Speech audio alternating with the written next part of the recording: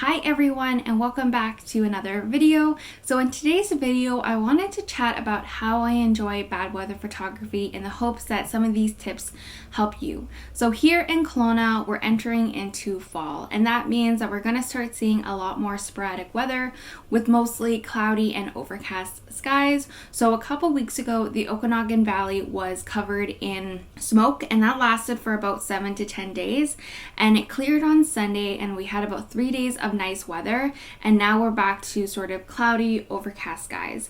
And I think this is supposed to continue on until maybe next Monday or Tuesday. So it can be really unmotivating when the weather is bad to go out and do photography. So I wanted to just share how I enjoy bad weather photography. But before we get into that, I do want to say that these tips that I'm going to share with you in today's video are more for travel and landscape photography. So with that out of the way, let's get into the video. Alright, so my first tip for you is to get inspired by something. So a few weeks ago, I was really inspired by these atmospheric shots of fog in between the forest. And I know it's super random, but when the Okanagan got really smoky, I thought it was the perfect opportunity to try to recreate these atmospheric shots. So I went out a couple of times, and I had this idea in mind that I would get a photo of a lineup of trees, and then I would get a photo of sort of the atmosphere in between the trees, and it would like fade the trees as your eyes followed the tree line. But then when I went out to actually take the photos, I then got further inspired, and I got the idea that maybe I would do comparison photos of what the Okanagan looked like before and after the smoke. So I'd gone out to Dilworth Mountain Park and Waterfront Park like a number of times in the summertime. So I took those before photos, and I took some after photos of like what it looked like with the smoke now, and I posted these photos to my Instagram stories. Right now, I'm also loving these lonely tree photos. I know, again, super random, but I shared this photo to my Instagram earlier this week, and it was a really bad day. Like, it was rainy, it was cloudy, it was windy, but I had such an amazing time at the beach. And so, again, I went out with the intent of actually getting some choppy water photos, and then when I got out there, I noticed how the sky, it was really cloudy, but it wasn't like overcast, and so you saw a lot of different lines and shapes and shadows from the clouds. So I got some abstract photos of the clouds, and then as I was leaving, I then saw all of these like lonely trees that were scattered across the beach, and I thought it was perfect for lonely tree photos.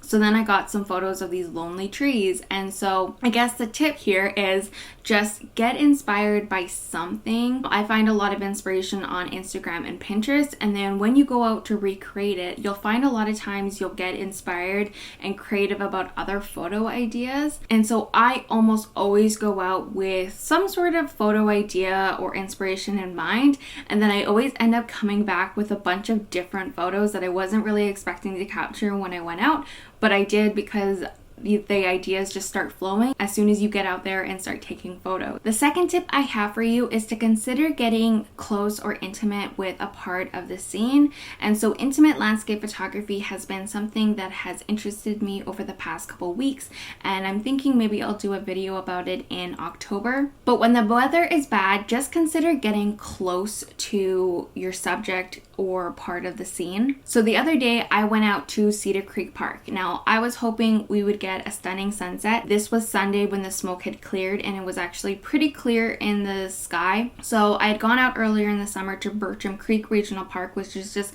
a little bit further down the road. So I was hoping we would get some good sunset photos. So I went out to Cedar Creek Park, and as it got closer to sunset, these sort of like weird clouds started rolling in, and they weren't even like They just added distraction to the image more than anything.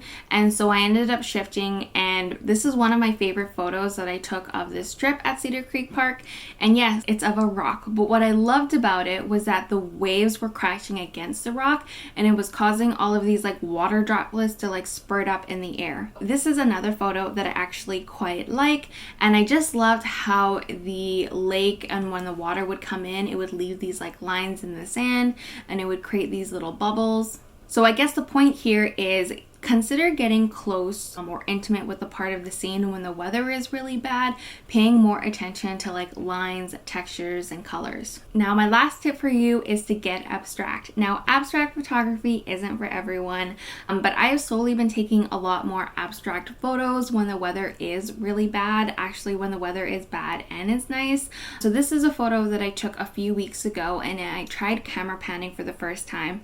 And so basically it's a long shutter speed and you pan the camera back and forth. I think it works a little bit better when you have a subject that is almost like moving more, so oceans that have like a bit of a bigger wave, and that motion kind of creates more interesting lines in the photo. Because I live here in the Okanagan, it's really like mountains and the lake, which is pretty flat, so it can be a little bit tricky. I did something similar in this photo that I shared earlier this week. Here are some more abstract photos that I haven't shared on my Instagram yet. This is one of the lake when I was at Cedar Creek Park, and this is one that I took of the clouds when I went out to Gyro Beach during that stormy day. Abstract photography, it's not for everyone, but it's kind of fun, especially when the weather is really bad, but you want to go out and you want to do some photography. Now, bad weather photography can be really tricky if your camera system isn't exactly weatherproof or anything like that. So I've never been too concerned about it, just because the Olympus system is supposed to be splash proof, dust proof, and freeze proof. So I've gone out in the rain a couple times with my Olympus and I've never had a problem with it. I haven't quite experienced winter, so I'm not too sure what that's going to look like yet. But having somewhat of a weatherproof camera system does help when it comes to doing bad weather photography. But that's going to really be up to your own discretion whether or not you feel comfortable taking your camera out. I have also found that narrowing down my photography niche, finding my photography voice, and doing photography more for me has helped with my creativity and motivation in getting out there and taking photos, especially during bad weather. The overall theme of this video here is get curious. Instead of saying to yourself, man, I can't go out and do photos today because the weather is bad, ask yourself, what can I create today with this bad weather, and follow that curiosity. Alright everyone, so those are my 3 tips on how I enjoy bad weather photography, and I hope some of this information might be able to help you enjoy bad weather photography. If you haven't already, please hit that like button and subscribe, and I'll see you in the next video.